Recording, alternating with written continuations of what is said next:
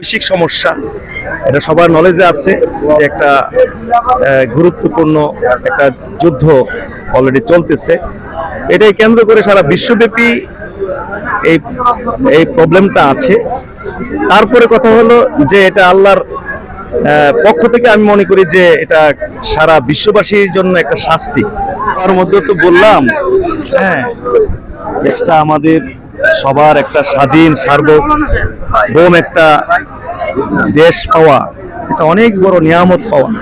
হ্যাঁ, আজকে অনেক দেশ 70-75 বছর পর্যন্ত স্বাধীনতার জন্য সংগ্রাম করতেছে, লাখ লাখ মানুষ জীবন দিতেছে, কিন্তু স্বাধীনতার সেই নিয়ামত পাচ্ছে না।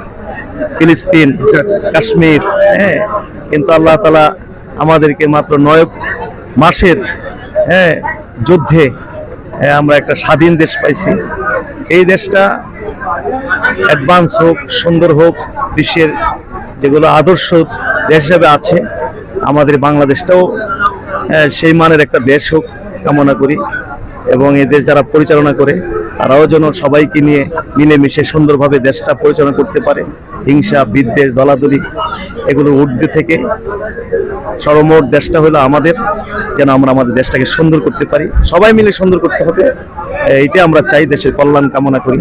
দেশের প্রত্যেকটা নাগরিক যেন নিরাপদে থাকে, ভালো থাকে, সুন্দর থাকে, মিলেমিশে থাকে। এই যে দেশের বর্তমান পরিস্থিতি, তেল গ্যাস নিয়ে খুবই সমস্যা, খুবই ভোগান্তি, আসলে সাধারণ মানুষ যাবে কোথায়? এটা নিয়ে যদি আপনি একজন আমাদের সম্মানিত হুজুর হিসেবে কিছু বলেন।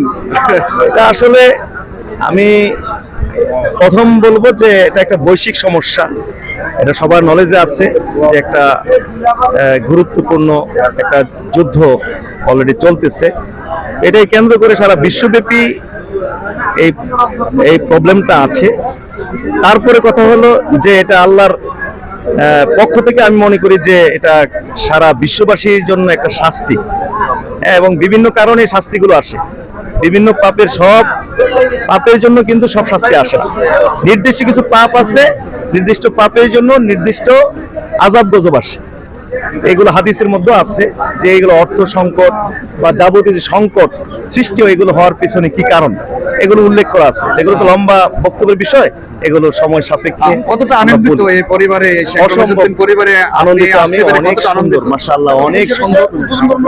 এবং তারা সবসময় এরকম বড় সড়ো প্রোগ্রাম করে, যেহেতু ঐতিহ্যবাহী পরিবার, ফ্যামিলি, লক্ষ লক্ষ মানুষের সাথে যাদের তাদের যেহেতু মহামেলা, সুতরাং তারা সবসময় করে থাকে এবং এরকম বড় আয়োজন করে।